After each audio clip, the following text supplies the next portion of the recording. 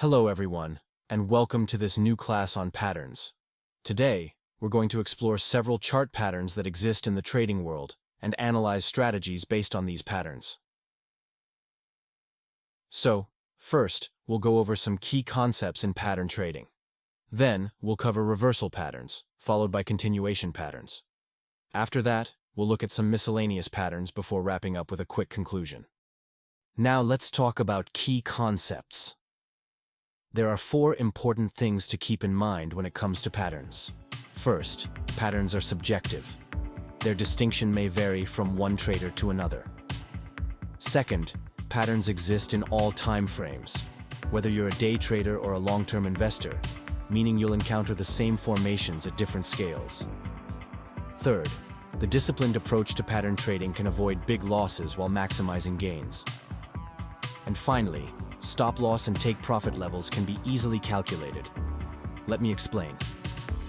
Here, we have what's called a head and shoulders pattern within the blue square area. The first step is to measure the height of the pattern. This height is then used to project the price target, as the green arrow shows. And we set our risk at 50% of the pattern's height, like the red arrow shows. Let's move over to TradingView to analyze this key concept. Looking at the chart, we have the head and shoulders pattern. If I apply the rules and take a measurement, we get 808 pips for the height. That means we can open a trade here, with a target profit of 8,080 ticks and set a stop loss at 4,040 ticks. This setup ensures that we are risking 50% of the pattern's height while aiming for a take profit level. And we can see that our TP is successfully reached. Okay. Let's take a look at how to anticipate trend changes using reversal patterns. The first pattern we're going to study is the head and shoulders top. This is the most well-known pattern in trading. It has a distinctive shape, with the left shoulder here, the head in the middle, and the right shoulder just here. We can also draw a neckline at this level. It's important to note that patterns are not always perfect. There can be slight variations, like a breakout of the neckline before the actual trend reversal, as we can see here. Let's break down this pattern. We start with an initial uptrend, where we see higher highs and higher lows.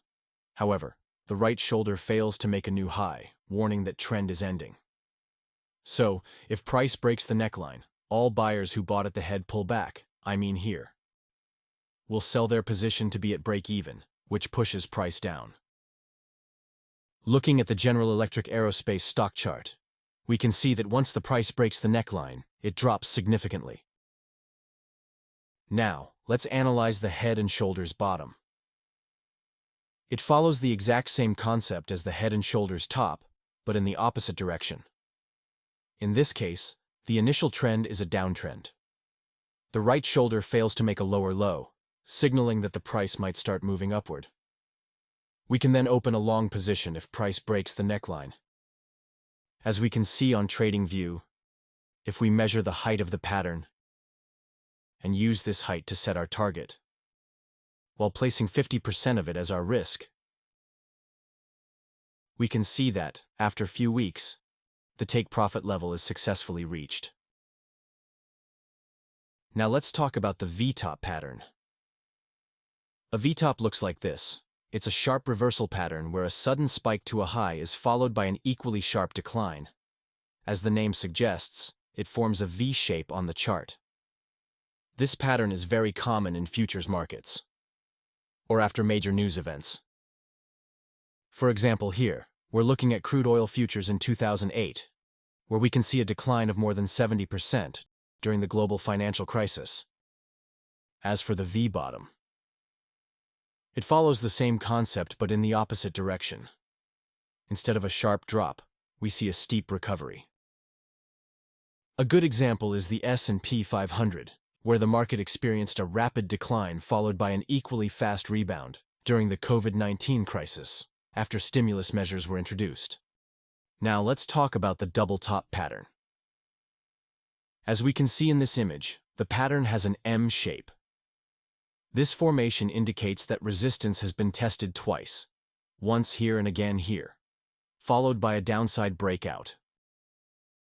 If we check on TradingView, we can see that after the double top formation with resistance tested twice, the price indeed moves downward after the breakout of the support. As for the double bottom pattern, it follows the same logic but in reverse. Instead of an M shape, it forms a W. In this case, support is tested twice before an upside breakout of the resistance. Looking at TradingView, we can clearly see this W pattern. And once this resistance level is broken, the price moves upward. Now, let's take a look at the rectangular top pattern.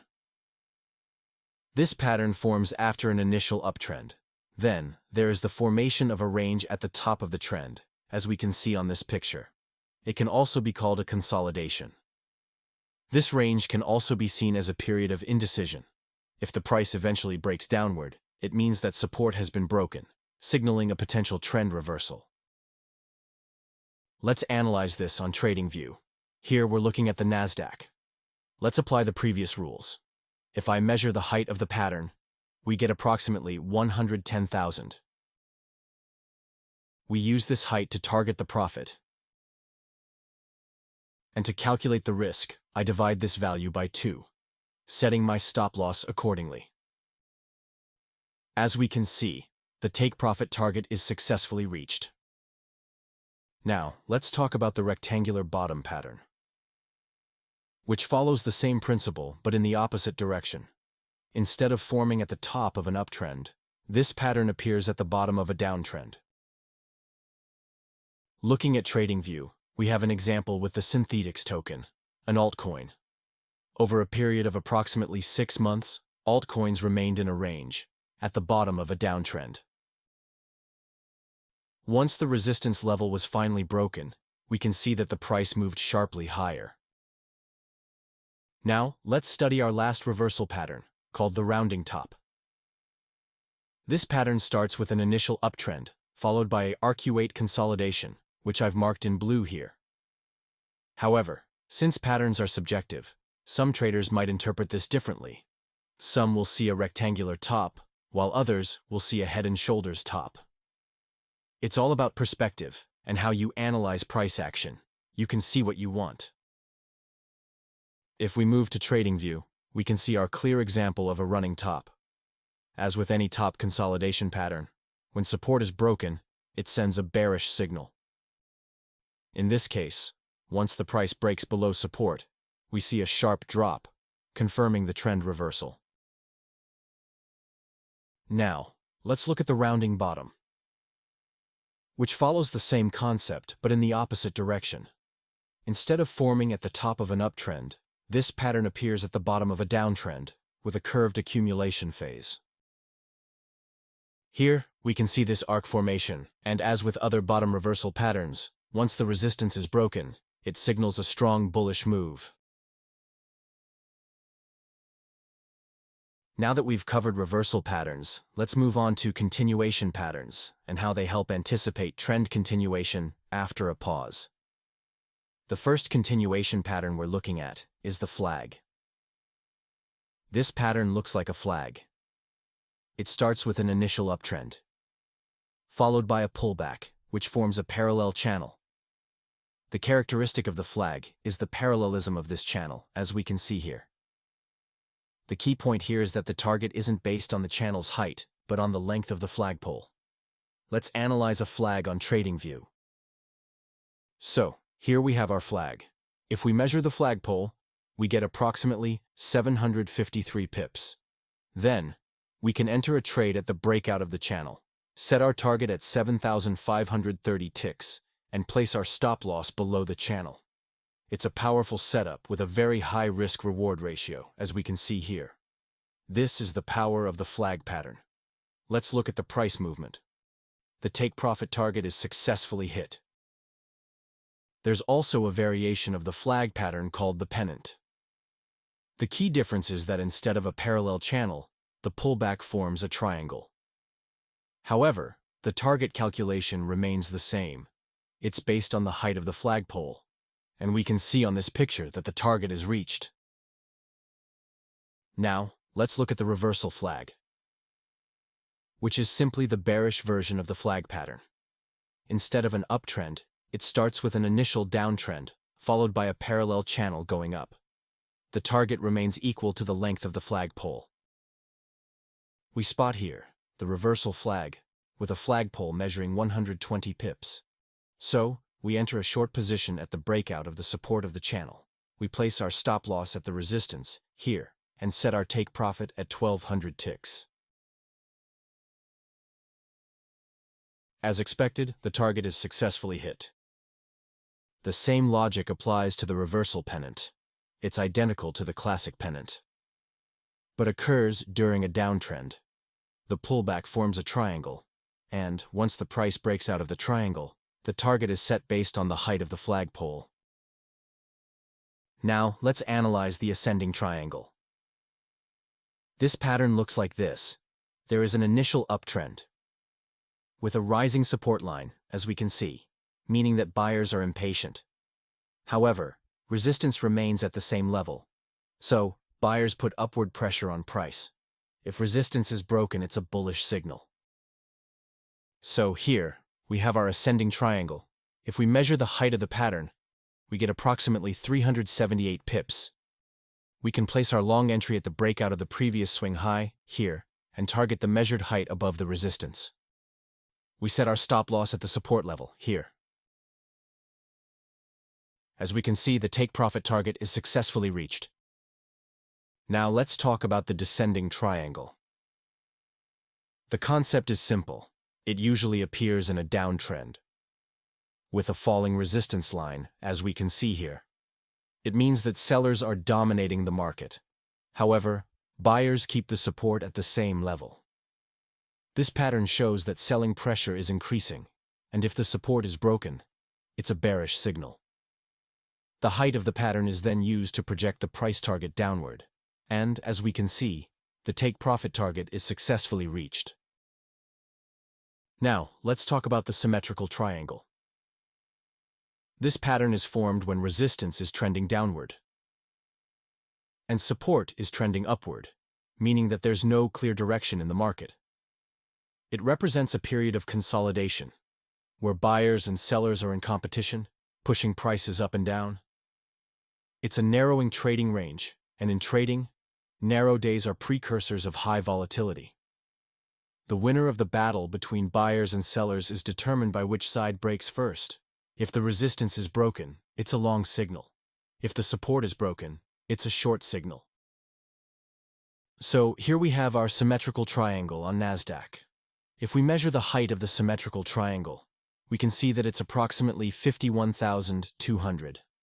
To trade this pattern, we first place a short order at the breakout of the support and use the height of the triangle to set our target price.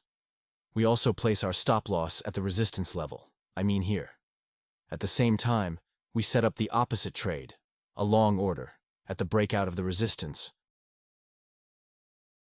with a stop loss below the support. This way, we let the market choose the direction. So, let's see what the price is doing. We have a successful TP for our long order. But wait. If we look closer, we can see that the short position was triggered first, and its stop loss is reached. So, we lose 1 R for the short trade, and we won approximately 3 R for the long trade. It's a total gain of 2 R, which is acceptable. Let's now see the falling wedge pattern. It looks like this.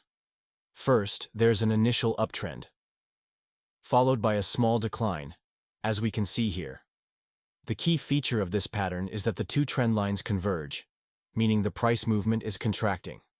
It's important not to confuse this with a pennant, which is a triangle-shaped consolidation.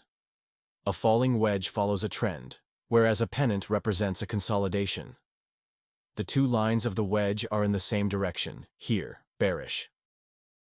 On TradingView, we can see the downward trend, just here.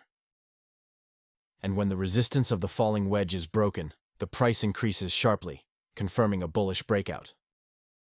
And finally, the rising wedge. It's the exact opposite. There's an initial downtrend, followed by a decreasing range that trends upward. Again, this is not a triangle, it's still a trend, as the two lines indicate the same direction. When we measure the height and place our target at the breakout of the support, we can see that the price reaches the target, confirming a bearish breakout. Let's now see miscellaneous patterns that very few traders are aware of and which can send out powerful signals. The first bonus pattern is what we call a failed pattern. This happens when traders try to anticipate a pattern. For example, in this image, traders might expect a head and shoulders to form, meaning they prepare to short at the right shoulder.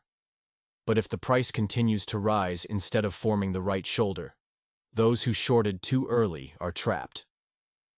When the pattern fails, these traders apply the oops model. It means that they change their position to be on the right side. So here, many traders close their short positions and switch to long, which fuels a strong bullish move. It's a powerful signal. On TradingView, we can see an example of this failed pattern. Initially, we can spot the left shoulder, the head, and the early formation of the right shoulder. At this stage, many traders expect the head and shoulders pattern to complete and start shorting to anticipate the pattern and then to multiply their gains. However, price keeps rising, and if it breaks above this resistance, all short traders are forced to close and go long, creating a strong, bullish breakout. Let's see what the price will do. It breaks the resistance. This is a very powerful signal that often leads to sharp price increases, as we can see. Let's now see the second bonus pattern called narrow range, or NR4. First of all, you have to understand what is a range. It corresponds to the difference between a high and a low of a candle. The NR4 pattern is when a day's range is smaller than and lies between the range of 4 days ago. For example, in this image, we can identify a NR4 here because the current day's range is narrower and falls within the range of 4 days prior, marked by these blue lines. A narrow range often occurs before an increase in volatility. Let's move on to TradingView to learn what strategy we can use with this kind of pattern.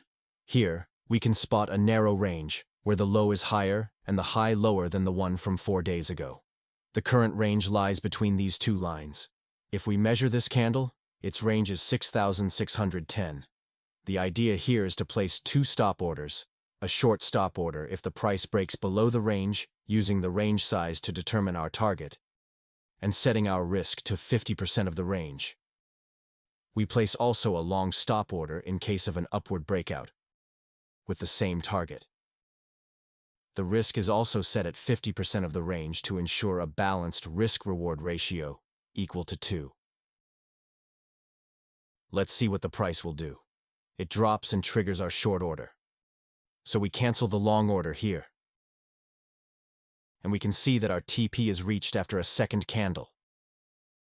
Okay, let's conclude this video with a quick review. First, patterns are subjective. You can see what you want.